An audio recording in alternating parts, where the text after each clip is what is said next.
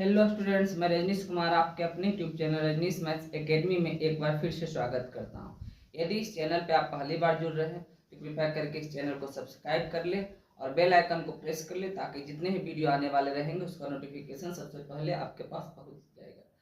तो हम स्टार्ट करते हैं। आपका ये क्लास 12 का चैप्टर वेक्टर अलजेब्रा है। आज हम इसमें पार्ट 3 वीडियो बताने वाले हैं।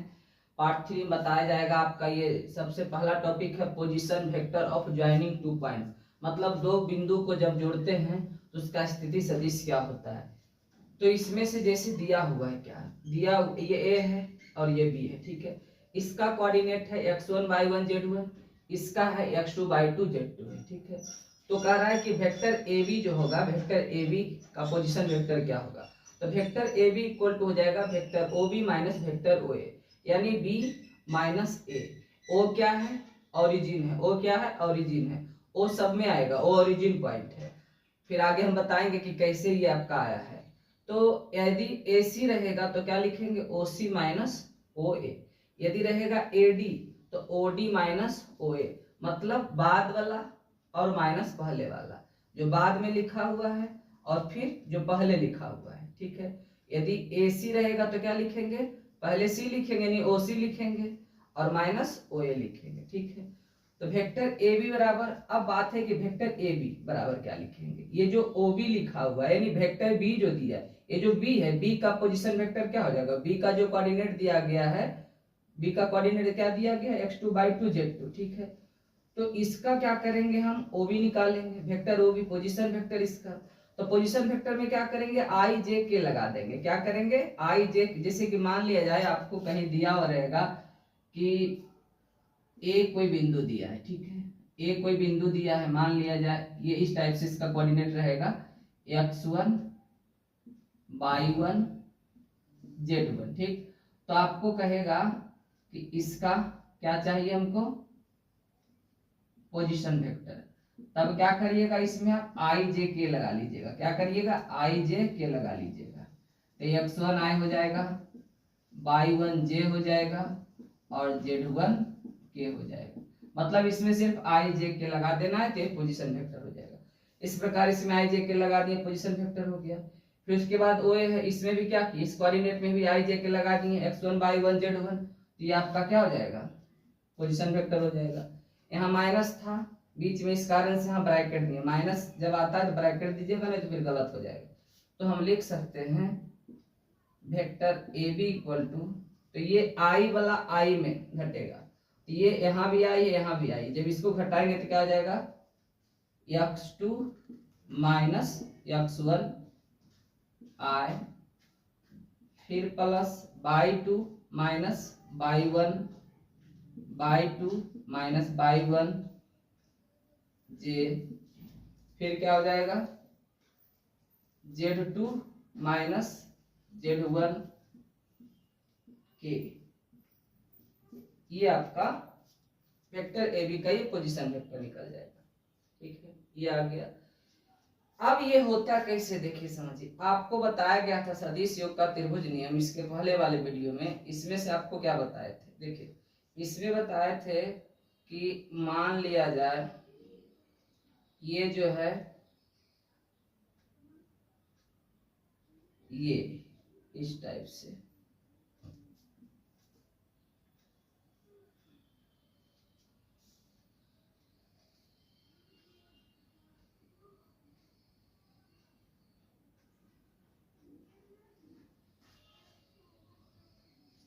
ये मान लीजिए ओ है, ये ए है और ये बी, ठीक है। तो जब इस वेक्टर को इस वेक्टर को ऐड करेंगे तो क्या आएगा, ये वेक्टर आएगा। मतलब हम कह सकते हैं कि vector O A plus vector A B equal to क्या हो जाएगा, दोनों को ऐड करेंगे तो वेक्टर ओ बी आ जाएगा। क्या आ जाएगा, वेक्टर ओ बी। तो हमको ए बी चाहिए था ना, तो ए बी इक्वल टू हम लिख सकते हैं, vector A B equal to लिख सकते हैं, क्या लिख सकते हैं, वेक्टर ओ बी और ये प्लस वेक्टर ओ ए इधर आके क्या आ जाएगा, माइनस वेक्टर ओ ए। इस प्रकार जो हम लिखे थे यहाँ वेक्टर ए बी बराबर क्या हो जाएगा, vector O B minus vector O A. ये आपका हो गया। इस टाइप से था आपका position vector of joining two points. Position vector का हिंदी होता है स्थिति सदिश। क्या होता है? स्थिति सदिश होता है।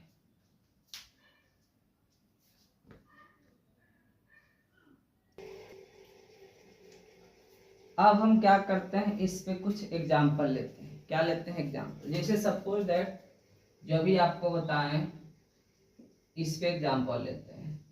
मान लिया जाए कि ए का पॉइंट दिया है 3, ये कोऑर्डिनेट इसका है 2, और यहाँ मान लिया जाए 5 है, ठीक है।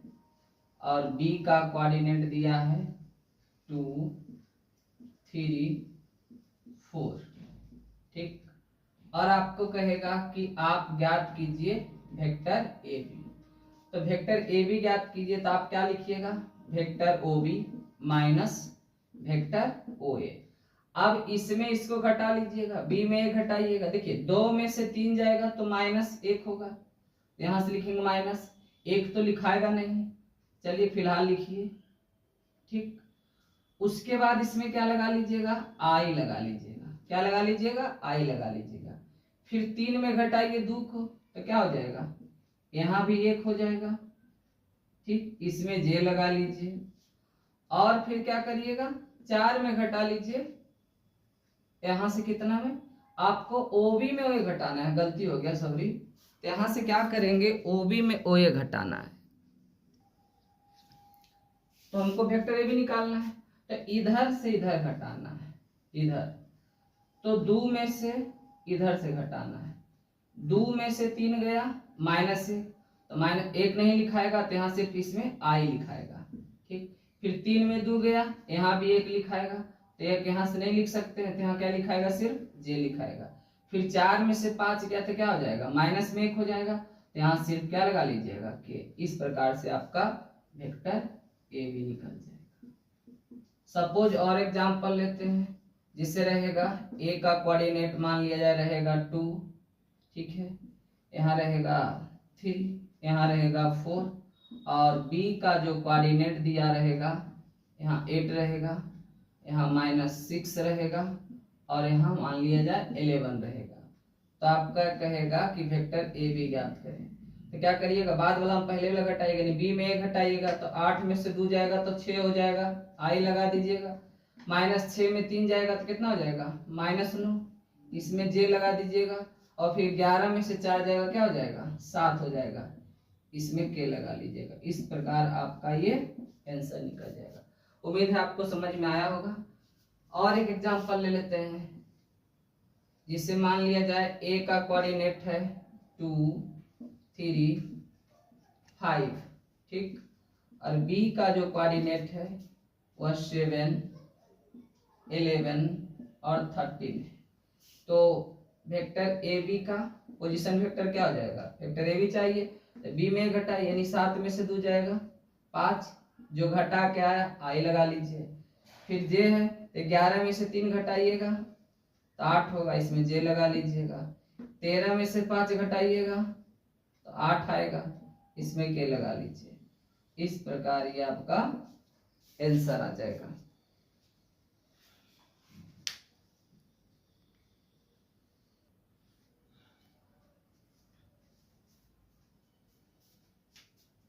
उसके बाद समझते हैं direction ratio. Direction ratio and direction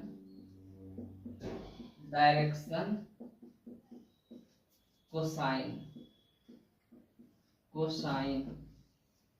मतलब इसे दिक् अनुपात कहते हैं। क्या कहते हैं? दिक् अनुपात।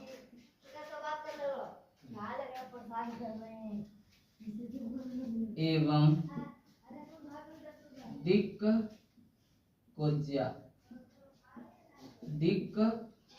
कोज्या।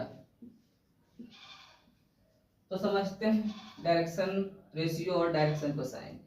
इसमें क्या रहेगा? मान लिया जाए कि आपका वेक्टर ए दिया हुआ है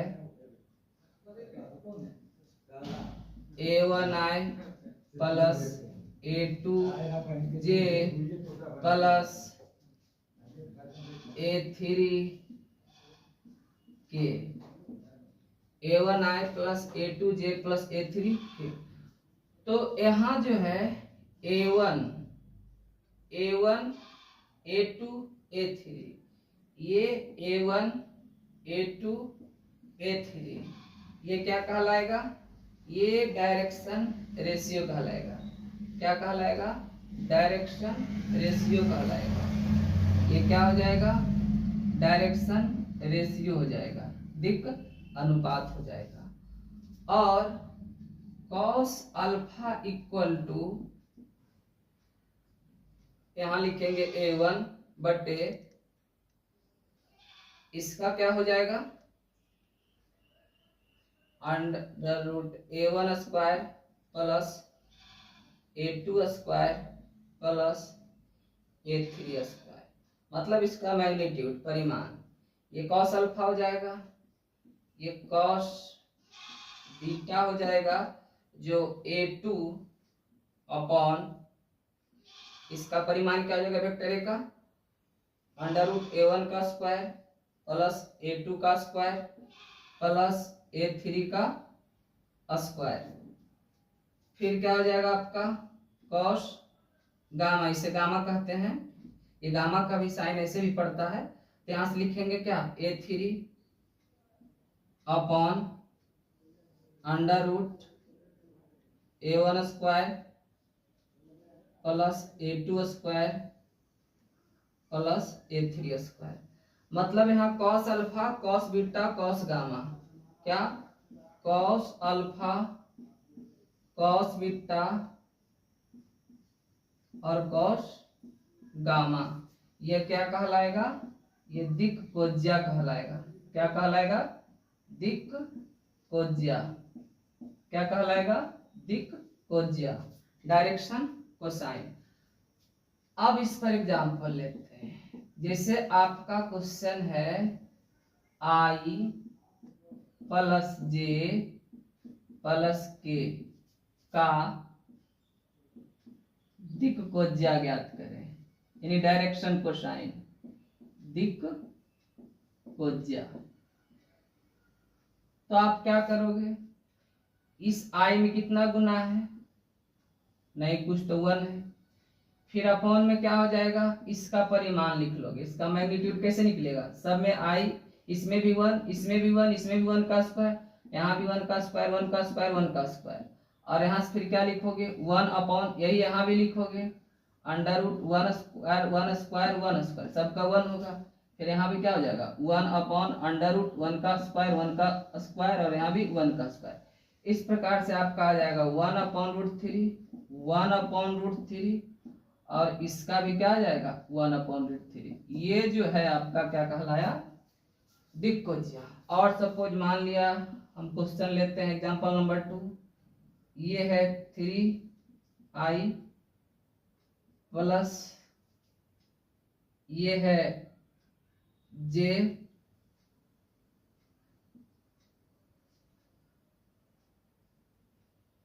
और ये है root 5k। 3i plus j plus root 5k का बोलेगा कि दिक् कोज्या ज्ञात करें। तो दिक् कोज्या निकालने के लिए क्या करेंगे? यहाँ क्या है? i में कितना से गुना है? 3 से गुना है, 3 हो जाएगा। अपॉन क्या हो जाएगा? इसका मैग्नीट्यूड, 3 का स्क्वायर क्या हो जाएगा? 9, और ये इसमें 1 का स्क्वायर क्या हो जाएगा? 1, यहाँ कुछ नहीं तो 1, और रूट 5 का स्क्वायर कितना हो जाएगा? 5 हो जाएगा। और यहाँ भी, यहाँ क्या होगा? j में गुना 1 है, यहाँ 1 होगा, अपॉन यही लिखेंगे इसका मैग्नीट्यूड 9 प्लस 1 प्लस 5, और ये क्या हो जाएगा? यहाँ रूट 5 है, अपॉन क्या हो जाएगा? अंडर रूट वही इसका स्क्वायर 9 हो जाएगा, और ये 1 हो जाएगा, और ये 5 हो जाएगा। इस प्रकार आपका ये आ जाएगा अंडर रूट 15, और ये 1 अपॉन अंडर रूट 15, और ये हो जाएगा रूट 5 अपॉन अंडर रूट 15। इस प्रकार ये इसका क्या हो जाएगा? आंसर हो जाएगा। इस प्रकार से आप इसका दिक्कतिया निकाल सकते हैं।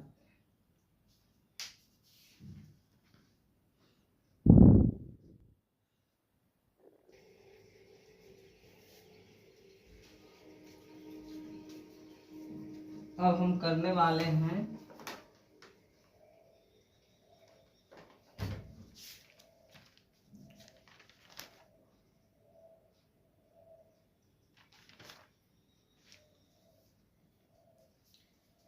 एक पॉइंट है, इसे ध्यान से याद रखिएगा कि मान लिया जाए कि यदि कोई वेक्टर ए है, क्या है, यदि कोई वेक्टर ए है और आप इस वेक्टर ए में किसी स्केलर क्वांटिटी से गुना कर दिए, 2 से, 3 से, 5 से, 4 से, -3 से, किसी से भी, उसको हम लेमडा द्वारा डिनोट करते हैं स्केलर क्वांटिटी को। तो जो वेक्टर ए हुआ और जो लेमडा वेक्टर ए हुआ, मतलब जो गुना करके आया, ये दोनों जो होगा एक दूसरे में क्या होगा, संरेख होगा। क्या होगा, ये संरेख होगा। क्या हो जाएगा, संरेख होगा, यानी कोलिनियर होगा। कब, ये भी वेक्टर ए था, ठीक है, ये भी वेक्टर, यही वेक्टर ए में हम किसी स्केलर क्वांटिटी यानी लेमडा से गुना कर दें तो क्या आ गया, लेमडा वेक्टर ए। तब क्या होगा, वेक्टर ए और लेमडा वेक्टर ए दोनों क्या हो जाएगा, संरेख हो जाएगा। ठीक है, एग्जाम्पल के लिए मान लिया जाए, हम ले लेते हैं वेक्टर ए बराबर 3i + 4j + 5k। ठीक, इसमें हम क्या करते हैं, इस वेक्टर ए में हम गुना कर देते हैं, मान लिया जाए 5 से। ठीक है, कितना से कर देते हैं, 5 से कर देते हैं। तो 5 से कर देंगे, क्या कर रहे हैं, इसमें 5 से गुना कर दे रहे हैं, तो ये 4j हो जाएगा प्लस ये 5k है। ठीक, तो ये 5 वेक्टर हो गया, तो गुना करेंगे तो 5 तिया 15 हो जाएगा। ठीक, प्लस 5 चौके 20 हो जाएगा और प्लस 5 पचे 25 के हो जाएगा।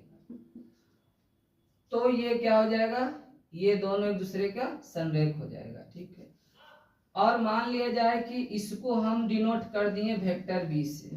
किससे डिनोट कर दिए, वेक्टर बी से। जो 5 वेक्टर ए आया, इसको वेक्टर बी से क्या कर दिए, डिनोट कर दिए, यानी कि वेक्टर ए और वेक्टर बी हम कह सकते हैं, अतः इसका एक अलग नाम दे दिए 5 वेक्टर ए का, कि वेक्टर ए तथा वेक्टर बी क्या होंगे, संरेख होंगे। क्या होंगे, संरेख होंगे।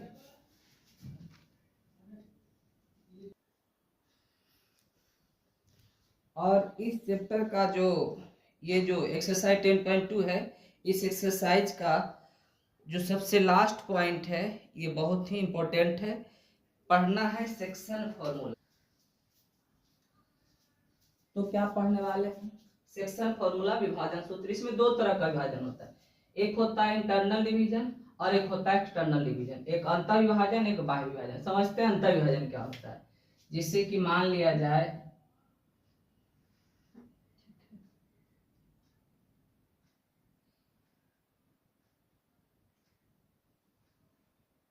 इसको ए मान लिए, ये वेक्टर ए हो जाएगा,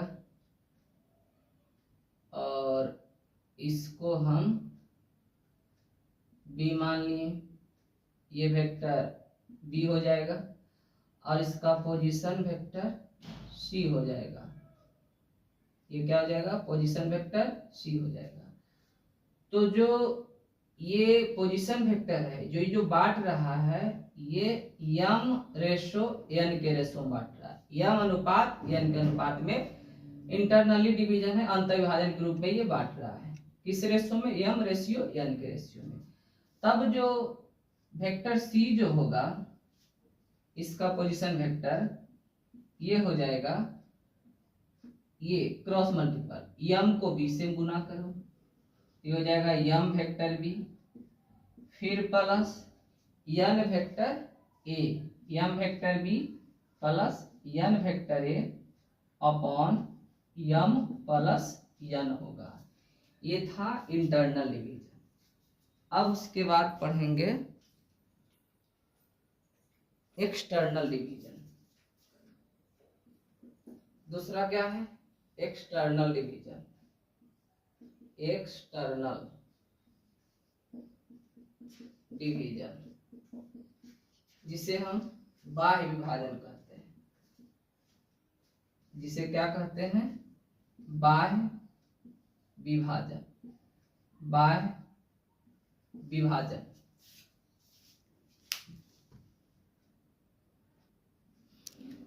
तो एक्सटर्नल डिवीजन जो होता है, बाह्य विभाजन, इस टाइप से होता है।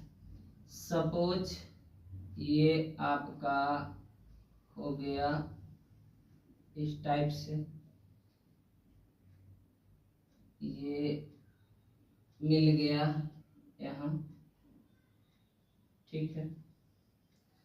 और उसके बाद फिर क्या हो जाएगा यहाँ, ये आप इसको पॉइंट बी ले लो, इसको आप पॉइंट ए ले लो, ये वेक्टर बी हो जाएगा और ये वेक्टर ए हो जाएगा। इसे आप ओरिजिन ओ ले लो और इसमें जो है ये इसको बढ़ा दो थोड़ा सा आगे, तो इस प्रकार जो बनेगा। अब इसको मिलाइएगा, ये जो ओसी वेक्टर होगा, ये पोजीशन वेक्टर इसका क्या हो जाएगा? सी का ओसी हो जाएगा। तो इस प्रकार से ये जो है, ये क्या कर रहा है? इंटरनली ये बाहर से क्या करता है? इसे बांट रहा है। तो इसे ये पूरा आपका यम हो गया, ये पूरा आपका यम हो गया और ये यन हो गया, ठीक है। ये पॉइंट सी है। तो ये यम अनुपात यन के अनुपात में बांट रहा है।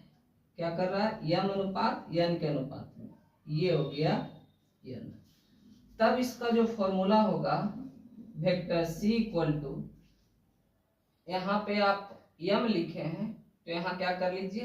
एन कर लीजिए, ठीक। और ये वेक्टर बी है और जहां प्लस किए हैं वहां माइनस कर लीजिए। और फिर यहाँ क्या है? यहाँ क्या आपका, तो यहाँ से क्या कर लीजिएगा, तो इसमें क्या हो जाएगा? एक्सटर्नल डिवीजन में, बाह्य विभाजन में देखिए क्या होगा। बाह्य विभाजन में आप जहां यहाँ यम है तो यम ही रहेगा, बस वेक्टर बी के जगह वेक्टर ए को कर लीजिए। उसके बाद यहाँ प्लस है तो क्या हो जाएगा? माइनस हो जाएगा। और यहाँ यन लिखिए और वेक्टर ए के जगह वेक्टर बी आ जाएगा। यानी M vector A minus N vector B upon M minus N हो जाएगा। इंटरनल में प्लस होता है और एक्सटर्नल में माइनस होता है। फिर उसके बाद एक आपका हो जाता है मिड पॉइंट। यदि सी क्या हो जाए? मिड पॉइंट हो जाए, यानी मध्य बिंदु हो जाए, मिड पॉइंट हो जाए। जब यम बराबर यन हो जाए तो वेक्टर सी इक्वल टू हो जाएगा vector A plus vector B upon 2। ये एक पॉइंट और इसमें ऐड हो जाएगा। इस प्रकार इस एक्सरसाइज में जितना भी थ्योरी था हमने पूरा का पूरा थ्योरी कर दिए। अब हम स्टार्ट करेंगे इसका एक्सरसाइज जो 10.2 है। तो हम एक्सरसाइज 10.2 स्टार्ट करते हैं। तो 10.2 में सबसे पहले दिया गया है आपका पहला में 3 क्वेश्चन है, फर्स्ट सेकंड थर्ड, जिसमें से कह रहा है कि परिमाण ज्ञात करें, यानी मैग्नीट्यूड। तो आपको बताया गया है कि मैग्नीट्यूड निकालने के लिए क्या करते हैं, जैसे इसका मैग्नीट्यूड चाहिए, यानी लिखेंगे mod vector A equal to under root क्या बताया गया था? एक्स का स्क्वायर प्लस वाई का स्क्वायर प्लस जेड का स्क्वायर। यहाँ भी एक है, यहाँ भी एक है, सब में एक का गुना, सब एक का स्क्वायर, यहाँ भी एक का स्क्वायर, यहाँ भी एक और एक का स्क्वायर, यहाँ भी एक। इस प्रकार mod vector A equal to क्या हो जाएगा? आंसर √3 हो जाएगा। फिर आपका दूसरा क्या है? दूसरा जब मॉड वेक्टर बी निकालिएगा यहाँ से क्या हो जाएगा? 2 का स्क्वायर 4 हो जाएगा 7 का स्क्वायर क्या हो जाएगा, हम 7 नहीं -7 है, -7 है, तो इसका 49 होगा। देखिए प्लस में रहे 7 या माइनस में 7 रहे 49 ही हुआ, क्योंकि स्क्वायर किसी भी नेगेटिव का पॉजिटिव ही होता है, इसलिए माइनस यहाँ रहेगा। तो कभी भी गलती से माइनस नहीं कीजिएगा, माइनस रहे या प्लस रहे हाँ आप प्लस ही लिखिएगा। फिर 3 का स्क्वायर ये 9 होगा। इस प्रकार आप इसे क्या करोगे, ऐड कर लोगे तो √61 आ जाएगा, ये आंसर हो जाएगा। फिर तीसरा क्या है, mod vector C equal to, तो ये हो जाएगा √ इसका स्क्वायर 1/√3 का स्क्वायर 1/3 ही होगा, इसका भी 1/3 ही होगा और इसका भी 1/3 ही होगा। इस प्रकार mod vector C equal to हो जाएगा √3 का एलसीएम 3, यहाँ 1 + 1 + 1। इस प्रकार mod vector C equal to हो जाएगा 3/3, ऐड करेंगे 3 आ जाएगा, 3 से 3 कैंसिल आउट, यानी 1 आंसर आ जाएगा। ठीक है, उसके बाद क्वेश्चन नंबर 2 कह रहा है, क्वेश्चन नंबर 2 में कह रहा है आपका क्या, समान परिमाण वाले दो विभिन्न सदिश को लिखिए। परिमाण क्या होना चाहिए, समान होना चाहिए, परिमाण समान होना चाहिए, लेकिन क्या कह रहा है, दो अलग अलग सदिश होना चाहिए। जैसे मान लिया जाए कि परिमाण समान कह रहा है, सपोज दैट हम मान लिए कि वेक्टर a बराबर 3i + 4j + 5k, ठीक है। और एक वेक्टर मान लिए हम वेक्टर b, जैसे यहाँ 3 4 5 लिखा हुआ, हम क्या करेंगे, बस ये 3 शुरू में लिखा हुआ तो यहाँ बाद में कर लेंगे, यानी 4i हो जाएगा, और इसके जगह 3 को कर लेंगे +5k। मतलब सिर्फ क्या करेंगे, इसका जो i j k का जो मल्टीपल है इसके साथ जो गुना के रूप में, उसको अदला बदली कर देंगे, कभी इसके जगह पे k को ला देंगे, कभी k की जगह i को ला देंगे। यानी कहने का अर्थ है इसका भी आप निकालोगे मॉड वेक्टर a, तो आ जाएगा 3 का स्क्वायर 9, 4 का स्क्वायर 16, 5 का स्क्वायर 25। इस प्रकार mod vector a equal to हो जाएगा, इसे ऐड करिएगा तो √50, इसे आप चाहे तो 5√2 भी लिख सकते हैं। अब इसका स्क्वायर, इसका मॉड निकालिए, इसका मॉड निकालिएगा, 4 का स्क्वायर क्या हो जाएगा 16, 3 का स्क्वायर 9 और 5 का स्क्वायर 25।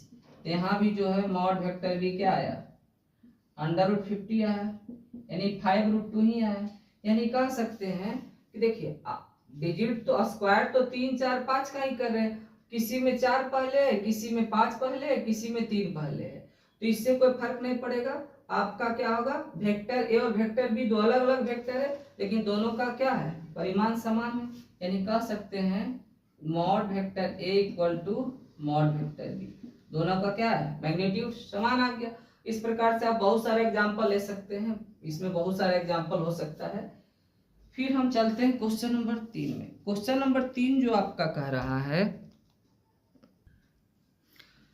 क्वेश्चन नंबर 3 कह रहा है कि समान दिशा वाले दो विभिन्न सदिश को लिखिए। इसमें क्या कह रहा है, समान दिशा, समान दिशा वाले यानी सेम डायरेक्शन, समान दिशा वाले दो सदिश को लिखने कह रहा है। तो मान लेते हैं कि एक वेक्टर a है जो i + j + k, ठीक है, दिशा समान होना चाहिए, परिमाण क्या होना चाहिए, अलग अलग होना चाहिए, तो ये हो गया। और एक मान लेते हैं वेक्टर b, इसमें क्या करते हैं, मान लिया यही वेक्टर में 3 से गुना कर लेते हैं, तो हो जाएगा 3i + 3j + 3k, ठीक है, दो अलग अलग वेक्टर है। अब हम इसका निकालेंगे मॉड वेक्टर ए, तो क्या आ जाएगा, यहाँ 1 का स्क्वायर 1, यहाँ भी 1, यहाँ भी 1, इस प्रकार √3 आ जाएगा।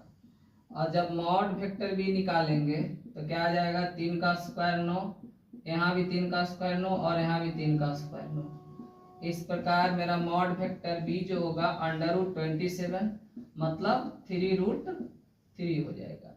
यानी कह सकते हैं कि मॉड वेक्टर ए जो होगा ये मॉड वेक्टर बी के बराबर नहीं होगा, क्योंकि इसका परिमाण √3 है, इसका परिमाण 3√3 है। इसमें क्या है, दिशा सेम होगा लेकिन परिमाण क्या होगा, अलग अलग होगा। परिमाण अलग अलग, मैग्नीट्यूड अलग अलग, तो डायरेक्शन क्या हो जाएगा, सेम हो जाएगा। इस प्रकार आप बहुत सारा एग्जाम्पल ले सकते हैं, कुछ भी ले सकते हैं, आपका ये सेम आ जाएगा। ठीक है, तो क्वेश्चन नंबर 3 कंप्लीट हुआ।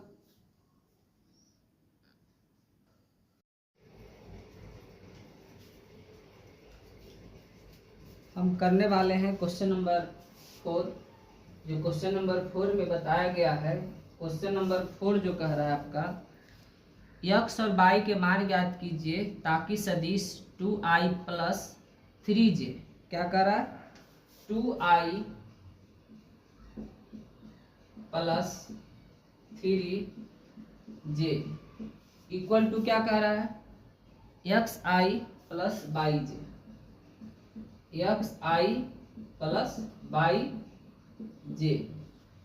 क्वेश्चन नंबर 4 क्या कह रहा है कि x और y के मान ज्ञात कीजिए ताकि सदिश 2i + 3j और xi + yj क्या है, समान है।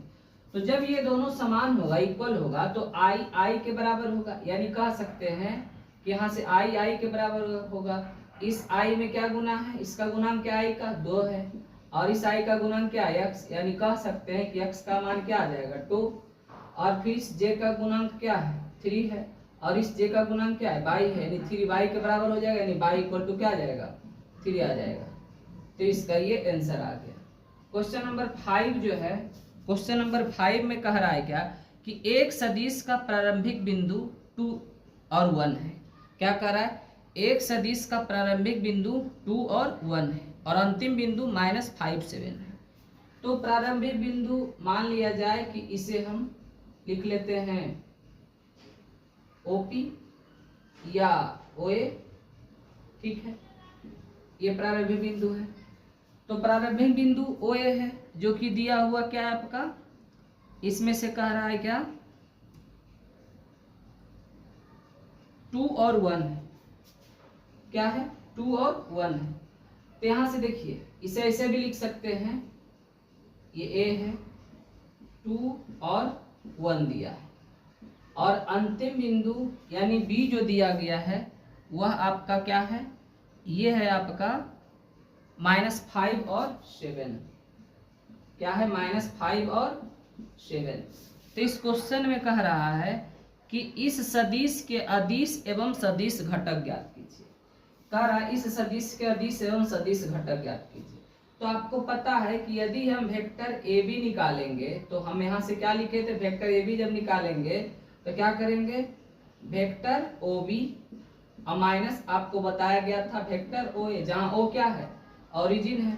तो vector A B equal to हो जाएगा, क्या हो जाएगा, अब ये बी जो दिया गया है कोऑर्डिनेट, तो इसको क्या करेंगे, इसमें आई जे के लगा देंगे, ये हो जाएगा आई इसमें लग जाएगा, -5i हो गया और ये क्या हो जाएगा 7j हो जाएगा। ठीक है, फिर उसके बाद माइनस लिखेंगे और a का जो कोऑर्डिनेट है इसमें लगा देंगे i j, ये 2i हो जाएगा और +j हो जाएगा। 2 ही पॉइंट था इसलिए i j के लगाते हैं, यदि 3 पॉइंट रहता तो k भी लगाते इसमें। तो वेक्टर ए बी जो होगा वह क्या हो जाएगा, यदि -5 में 2 को घटाया जाए तो क्या हो जाएगा, -7i हो जाएगा।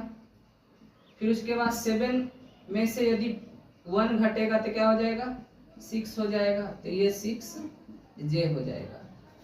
तो ये जो -7 दिख रहा है यानी i का जो गुणांक है और जो j का गुणांक 6 है, ये इसे हम अदिश घटक कहते हैं। ये क्या हो जाएगा आपका अदिश घटक हो जाएगा।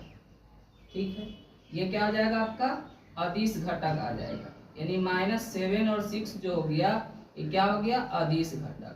और जो सदिश घटक बोल रहा है, सदिश घटक जो कह रहा है, सदिश घटक जो कह रहा है इसमें क्या आएगा -7, इसमें i भी आएगा और फिर इसमें j भी आएगा। अदिश घटक में सिर्फ गुणांक आएगा, i के साथ जो गुना है, जो j के साथ गुना है, लेकिन सदिश घटक में क्या आएगा, i भी साथ में आएगा। यही इसका आंसर हो जाएगा। चलते हैं क्वेश्चन नंबर 6। क्वेश्चन नंबर 6 आपका कह रहा है सदिश i plus J plus 2k, i plus J plus 2k, क्या कह रहा है, i plus J plus 2k, ठीक है। i प्लस जे प्लस क्या कह रहा है, 2k कह रहा है। तो कह रहा है कि इसके अनुदिश एक मात्रक सदिश ज्ञात करना है। क्या करना है, मात्रक सदिश ज्ञात करना है। तो आपको बताया गया है कि मात्रक सदिश निकालना है। तो यहाँ से मात्रक सदिश जब निकालेंगे तो मात्रक सदिश में आपको क्या बताए थे, आपको बताए थे ये लिखेंगे क्या, सबसे पहले यहाँ से मान लो कि इसे हम a नाम दे देते हैं। क्या नाम दे देते हैं, a नाम दे देते हैं, ठीक है। इसका नाम क्या दे देते हैं, a दे देते हैं। तो इसका मात्रक सदिश चाहिए, मतलब a का कैप होना चाहिए। ठीक, क्या हो जाएगा, vector a upon mod vector a। आपको बताया गया था जिस किसी का भी मात्रक सदिश निकालना होता है यूनिट वेक्टर, उस वेक्टर को ऊपर लिखते हैं और बटे नीचे उसका परिमाण लिखते हैं, यानी क्या निकालते हैं, मैग्नीट्यूड निकालते हैं। तो यहाँ से वेक्टर a क्या दिया हुआ है, i plus J plus 2k upon में क्या हो जाएगा, इसका मॉड क्या हो जाएगा, इसका 1 का स्क्वायर 1 होगा, इसमें भी 1 है, 1 का स्क्वायर 1 होगा, इसमें 2 है, 2 का स्क्वायर 4 हो जाएगा।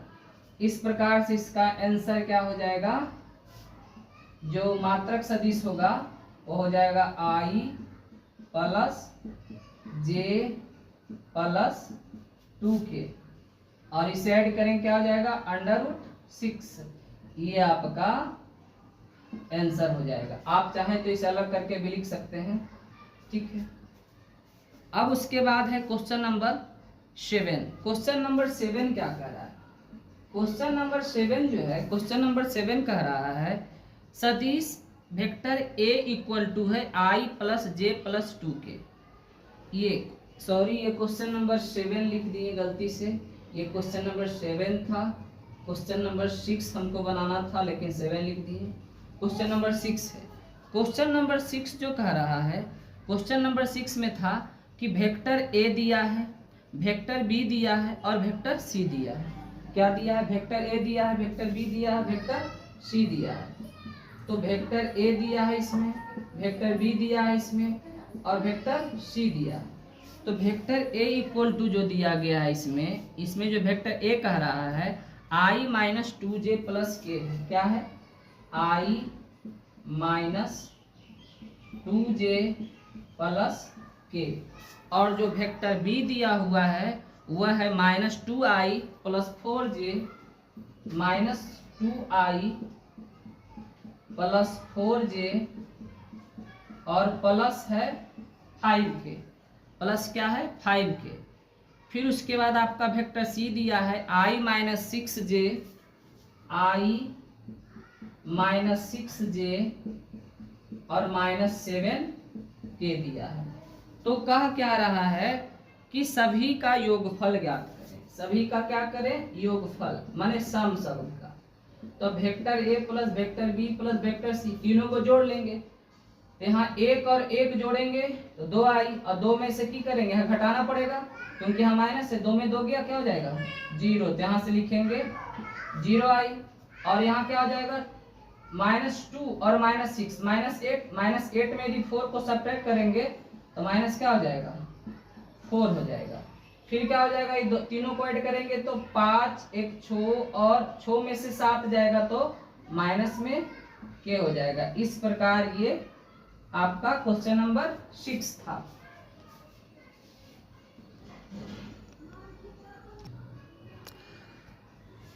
क्वेश्चन नंबर 8 क्या कह रहा है, क्वेश्चन नंबर 8 कह रहा है सदिश वेक्टर p q के अनुदिश मात्रक सदिश ज्ञात कीजिए जहां बिंदु p और q क्रमशः 1 2 3 4 5 6 है। क्या है, बिंदु दिया हुआ, बिंदु क्या दिया हुआ है p और बिंदु q दिया हुआ है। तो बिंदु p और बिंदु q दिया गया है तो बिंदु P जो है वह दिया गया है 1 2 3 और ये क्या है 4 5 6। कहा क्या रहा है ज्ञात करने के लिए, कह रहा है P Q vector P Q के अनुदिश मात्रक सदिश। तो सबसे पहले क्या हमको करना है, पी क्यू निकालना है। क्या निकालना है, वेक्टर पी क्यू निकालना है। तब पी क्यू बराबर क्या लिखेंगे, vector O Q minus vector O P, O Q minus vector O P. जहां वो क्या है ओरिजिन है, तो यहां से लिखेंगे क्या, वेक्टर पी क्यू निकालेंगे।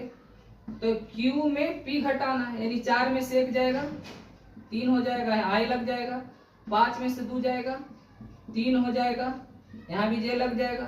6 में से 3 जाएगा 3 हो जाएगा, यहाँ के लग जाएगा। तो इस प्रकार मेरा वेक्टर पी क्यू आ गया। अब कह रहा है क्या, अब कह रहा है यूनिट वेक्टर। क्या कह रहा है, unit vector, unit vector in direction of, in direction of vector P Q. यानी इसका अर्थ हुआ कि पी क्यू के अनुदिश मात्रक सदिश। क्या हुआ, unit vector in direction of P Q का मतलब पी क्यू के अनुदिश जो इसका मात्रक सदिश होगा वह होगा vector P Q upon mod vector P Q. क्योंकि आपको बताया गया है कि जिस किसी का निकालना होता है यूनिट वेक्टर तो उसको ऊपर लिखते हैं। तो इस प्रकार आप यहाँ शॉर्ट में कैप भी दे करके मात्रक सदिश को दर्शा सकते हैं। तो फिर लिखना पड़ेगा unit vector in direction of P Q. तो आप यहाँ पी क्यू के जगह पे जो था लिख दिए, बटे इसका क्या निकाल दिए, मैग्नीट्यूड निकाल दिए। तो 3 का स्क्वायर नो, 3 का स्क्वायर नो, 3 का स्क्वायर नो, तीनों को ऐड कर दिए तो रूट 27 यहाँ से 27 आ गया और यहाँ से 3i प्लस 3j प्लस 3 के और 27 को स्क्वायर रूट में तोड़े तो क्या हो गया 3√3 हो गया। फिर यहाँ से 3 कॉमन था, कॉमन ले लिए तो i plus j plus k हो गया और बटा में क्या 3√3 3 कैंसिल हो गया। इस प्रकार मेरा ये आंसर आ गया।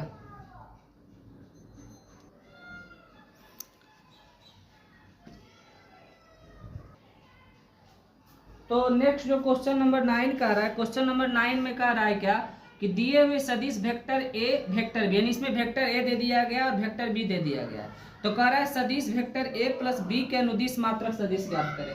तो सबसे पहले क्या करेंगे, वेक्टर ए प्लस बी निकालेंगे। तो यहाँ से क्या करेंगे, vector A plus vector B निकालेंगे। तो यहाँ vector A plus vector B निकालेंगे तो क्या करेंगे, दोनों वेक्टर को जोड़ लेंगे। जब दोनों वेक्टर को जोड़ेंगे तो क्या आ जाएगा, मेरा ये आ जाएगा। क्या आ जाएगा, आई प्लस 0j प्लस 0k। तो 0j 0k, आप 0 को इग्नोर कर सकते हो तो सिर्फ आई लिख सकते हो। इसका क्या चाहिए हमको, यूनिट वेक्टर चाहिए। तो लिखेंगे क्या, यूनिट वेक्टर, यूनिट वेक्टर किसका चाहिए, vector A plus vector B का चाहिए। तो यहाँ से लिखेंगे क्या, unit vector in direction of, इन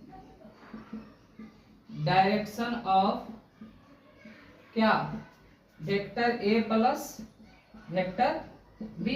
तो फॉर्मूला क्या डालोगे, vector A plus vector B बटा mod vector A plus B. तो यहाँ से निकल के कितना है आपका, आई सिर्फ आया। तो यहाँ से लिखेंगे आई अपॉन क्या हो जाएगा, इसका मॉड निकालिएगा तो क्या आ जाएगा 1 जोड़ के आ जाएगा, यानी इसका सिर्फ आंसर क्या हो जाएगा, आई आ जाएगा। इस प्रकार से आपका क्वेश्चन नंबर 9 तक ये कंप्लीट हुआ।